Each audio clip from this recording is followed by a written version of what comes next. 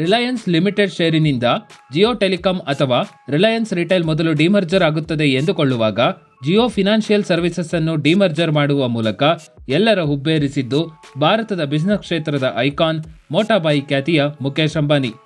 ಇಡೀ ಫೈನಾನ್ಷಿಯಲ್ ಕ್ಷೇತ್ರದಲ್ಲಿ ಜಿಯೋ 4G ರೀತಿ ಕ್ರಾಂತಿ ಮಾಡುವ ಭರವಸೆ ಹುಟ್ಟಿಸಿರುವ ಜಿಯೋ ಫಿನಾನ್ಷಿಯಲ್ ಸರ್ವಿಸಸ್ ಸದ್ಯ ರಿಟೇಲ್ ಇನ್ವೆಸ್ಟರ್ಸ್ಗಳ ಹಾಟ್ ಫೇವರೇಟ್ ಸ್ಟಾಕ್. ಹೀಗಿರುವ ಜಿಯೋ ಫಿನಾನ್ಷಿಯಲ್ ಸರ್ವಿಸಸ್ನ ಬಗ್ಗೆ ಕಂಪ್ಲೀಟ್ ಫಂಡಮೆಂಟಲ್ ಮತ್ತು ಟೆಕ್ನಿಕಲ್ ಅನಾಲಿಸಿಸ್ ಅನ್ನು ಈ ವಿಡಿಯೋದಲ್ಲಿ ನೋಡೋಣ.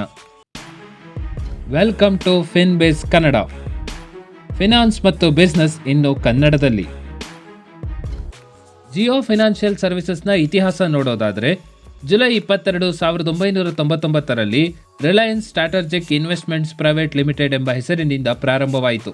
ಭಾರತದ ಆರ್ಥಿಕ ಬೆಳವಣಿಗೆಯ ಆಧಾರವಾಗಿದ್ದ ಫೈನಾನ್ಷಿಯಲ್ ಸೆಕ್ಟರ್ನಲ್ಲಿ ಉತ್ತಮ ಬಿಸಿನೆಸ್ ರೂಪಿಸುವ ಉದ್ದೇಶದಿಂದ ಪ್ರಾರಂಭವಾದ ಈ ಸಂಸ್ಥೆ ಜುಲೈ 25, 2023ರಲ್ಲಿ ಜಿಯೋ ಫಿನಾನ್ಷಿಯಲ್ ಸರ್ವಿಸಸ್ ಲಿಮಿಟೆಡ್ ಎಂಬ ಹೆಸರಿನಿಂದ ಮರುನಾಮಕರಣವಾಯಿತು. ಆಗಸ್ಟ್ 21, 2023ರಲ್ಲಿ ಅಧಿಕೃತವಾಗಿ ರಿಲಯನ್ಸ್ ಇಂಡಸ್ಟ್ರೀಸ್ ಲಿಮಿಟೆಡ್ನಿಂದ ಡಿಮರ್ಜರ್ ಆಗಿ ಜಿಯೋ ಫಿನಾನ್ಷಿಯಲ್ ಸರ್ವಿಸಸ್ ಲಿಮಿಟೆಡ್ ಎಂಬ ಹೆಸರಿನಿಂದಲೇ ಟ್ರೇಡ್ ಆಗುತ್ತಿದೆ. ಜಿಯೋ ಫಿನಾನ್ಷಿಯಲ್ ಸರ್ವಿಸಸ್ ಪ್ರಮುಖವಾಗಿ loan, insurance, payment bank, payment solution ಮತ್ತು ಲೀಸಿಂಗ್ ಕ್ಷೇತ್ರಗಳಲ್ಲಿ ಕೆಲಸ ಮಾಡುತ್ತಿದೆ. ಇದರ ಸಂಪೂರ್ಣ ವ್ಯಾಪ್ತಿ ತಿಳಿಯಲು 5 ಸೆಕ್ಟರ್ಗಳನ್ನು ಪ್ರತ್ಯೇಕವಾಗಿ ನೋಡಬೇಕಾಗುತ್ತದೆ. ಮೊದಲನೆಯದಾಗಿ ಲೋನ್ ಬಿಸ್ನೆಸ್ ನೋಡೋದಾದರೆ ಪ್ರಮುಖವಾಗಿ ಹೋಮ್ ಲೋನ್ ಅಥವಾ ಗೃಹ ಸಾಲ, ಪ್ರಾಪರ್ಟಿ ಲೋನ್ ಅಥವಾ ಆಸ್ತಿ ಸಾಲ, ಮ್ಯೂಚುವಲ್ ಫಂಡ್ ಮೇಲಿನ ಸಾಲ, ಸ್ಯಾಲರಿ ಆಧರಿಸಿ ಪರ್ಸನಲ್ ಲೋನ್ ಹಾಗೂ ಕ್ರೆಡಿಟ್ ಕಾರ್ಡ್ ಮತ್ತು ರಿಟೇಲ್ ಬ್ರ್ಯಾಂಡಿನ ವಸ್ತುಗಳ ಮೇಲೆ EMI ನೀಡುತ್ತದೆ. ಇದರಲ್ಲಿ ಪ್ರಮುಖವಾಗಿ ಪರ್ಸನಲ್ ಲೋನ್, ಹೋಮ್ ಲೋನ್ ಮತ್ತು ಪ್ರಾಪರ್ಟಿ ಸಾಲದ ವಿಚಾರದಲ್ಲಿ ಆಲ್ಮೋಸ್ಟ್ ಎಲ್ಲ ಬ್ಯಾಂಕ್ ಮತ್ತು NBFCಗಳು ವಿಪರೀತ ಸ್ಪರ್ಧೆ ನೀಡುತ್ತಿದ್ದರೆ, ಮ್ಯೂಚುವಲ್ ಫಂಡ್ ಮೇಲಿನ ಸಾಲದ ಇಂಡಸ್ಟ್ರಿ ಇನ್ನಷ್ಟೇ ಬೆಳೆಯಬೇಕಿದೆ. ಆದರೆ ಈಗಾಗಲೇ ಭಾರತದ ಕೆಲವು ಪ್ರತಿಷ್ಠಿತ ಬ್ಯಾಂಕ್ಗಳು ಮ್ಯೂಚುವಲ್ ಫಂಡ್ನ ಮೇಲೆ ಸಾಲ ಸೌಲಭ್ಯವನ್ನು ಪ್ರಾರಂಭಿಸಿರುವುದು ಕೂಡ ಗಮನಾರ್ಹ ಸಂಗತಿ. ಇನ್ನು ಇನ್ಶೂರೆನ್ಸ್ ಸೆಕ್ಟರ್ ನೋಡೋದಾದರೆ ಸದ್ಯ ವೆಹಿಕಲ್ ಇನ್ಶೂರೆನ್ಸ್, ಲೈಫ್ ಇನ್ಶೂರೆನ್ಸ್ ಮತ್ತು ಹೆಲ್ತ್ ಇನ್ಶೂರೆನ್ಸ್ ಕ್ಷೇತ್ರದಲ್ಲಿ ತನ್ನ ಕೆಲಸವನ್ನು ಪ್ರಾರಂಭಿಸಿದೆ. ಸದ್ಯ ಜಿಯೋ ಫಿನಾನ್ಷಿಯಲ್ ಸರ್ವಿಸಸ್ ಯಾವುದೇ ಇನ್ಶೂರೆನ್ಸ್ ಕಂಪನಿ ಆಗಿರದೆ ಕೇವಲ ಅಗ್ರಿಗೇಟರ್ ಕೆಲಸವನ್ನು ಮಾಡುತ್ತಿದೆ.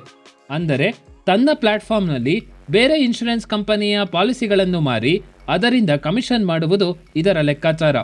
ಇದಕ್ಕೆ ಒಂದು ಉತ್ತಮ ಡಿಜಿಟಲ್ ಪ್ಲಾಟ್ಫಾರ್ಮ್ ಅನ್ನು ಕಟ್ಟಿ ನಂತರ ಜಿಯೋ ನೆಟ್ವರ್ಕ್ಗಳಿಂದ ಸಂಗ್ರಹವಾದ ಡೇಟಾವನ್ನು ಯೂಸ್ ಮಾಡಿ ಕಾನ್ಸೆಂಟ್ರಿಕ್ ಅಡ್ವರ್ಟೈಸಿಂಗ್ ಮೂಲಕ ಬಿಸ್ನೆಸ್ ಕಟ್ಟುವುದು ಇದರ ಹಿಂದಿರುವ ಆಲೋಚನೆ.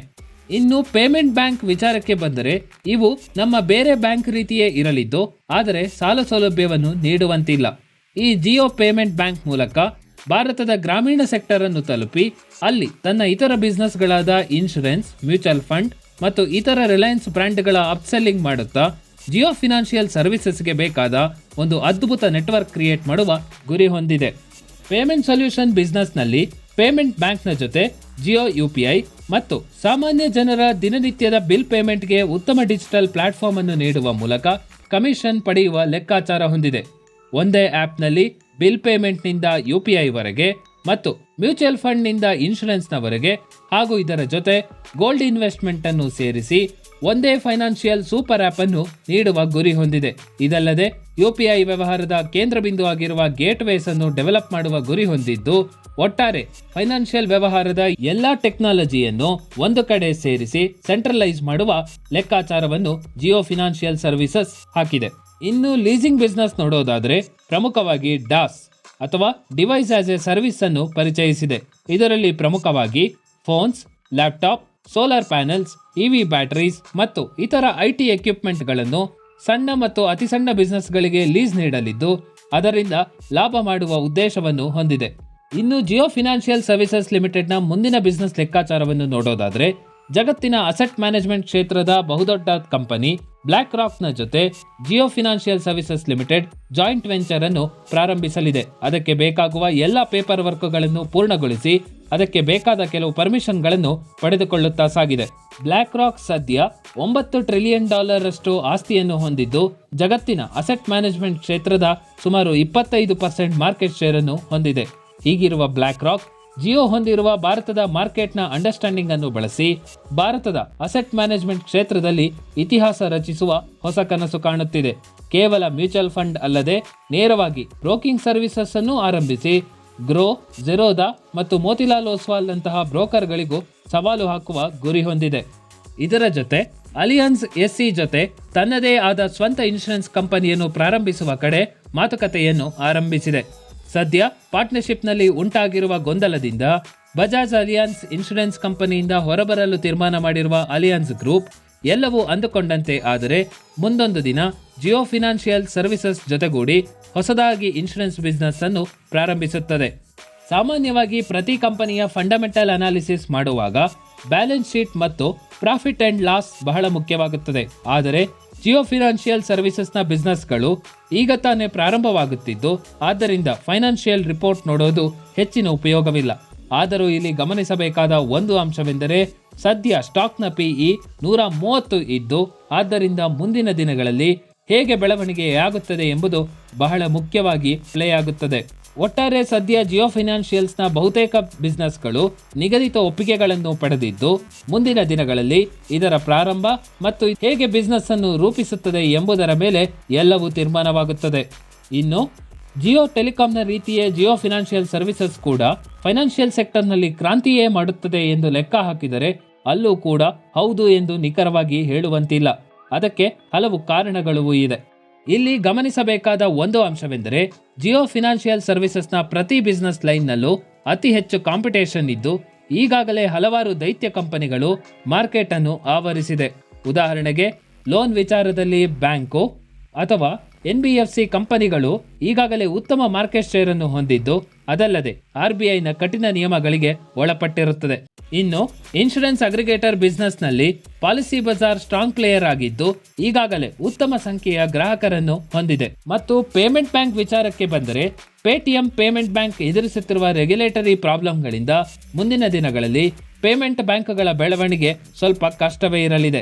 ಅತ್ತ UPI ವಿಚಾರದಲ್ಲಿ ಈಗಾಗಲೇ ಗೂಗಲ್ ಪೇ, ಫೋನ್ ಪೇ ದೊಡ್ಡ ಮಾರ್ಕೆಟ್ ಶೇರ್ ಅನ್ನು ಹೊಂದಿದ್ದು ಅದಲ್ಲದೆ ಕ್ರೆಡ್, ಅಮೆಜಾನ್ ಪೇ ಸೇರಿ ಹಲವು ಕಂಪನಿಗಳು ಮಾರ್ಕೆಟ್ ಶೇರ್ ಪಡೆಯಲು ಹವಣಿಸುತ್ತಿದೆ.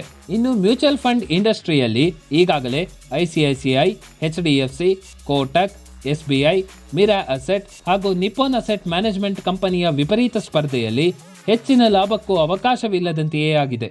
ಇನ್ನು ಇತರ ಬಿಸ್ನೆಸ್ ಪ್ಲಾನ್ಗಳು ಕೇವಲ ಕಾಗದದ ಮೇಲೆಯೇ ಇರೋದರಿಂದ ಅವುಗಳು ಮುಂದಿನ ದಿನಗಳಲ್ಲಿ ಹೇಗೆ ರೆಗ್ಯುಲೇಟರಿ ಒಪ್ಪಿಗೆಯನ್ನು ಪಡೆದು ಜಾರಿಯಾಗುತ್ತದೆ ಎಂದು ನೋಡಬೇಕಾಗುತ್ತದೆ.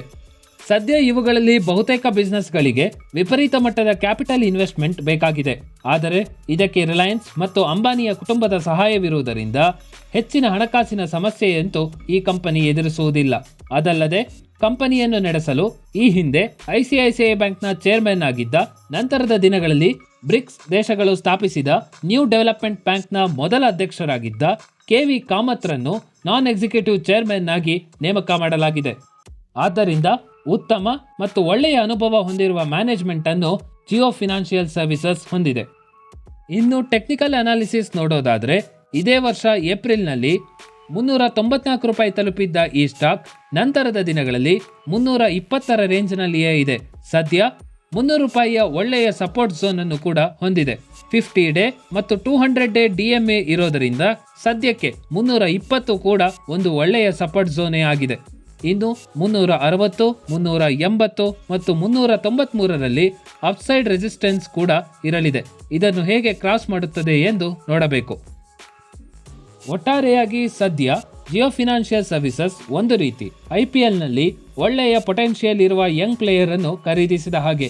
ಅದು ನಿಮಗೆ ವಿರಾಟ್ ಕೊಹ್ಲಿ ಅಂದರೆ ಅದ್ಭುತ ಸ್ಟಾಕ್ ಆಗಿಯೂ ಆಗಬಹುದು ಅಥವಾ ಪೃಥ್ವಿ ಶಾ ರೀತಿ ಕಣ್ಮರೆಯೂ ಆಗಬಹುದು.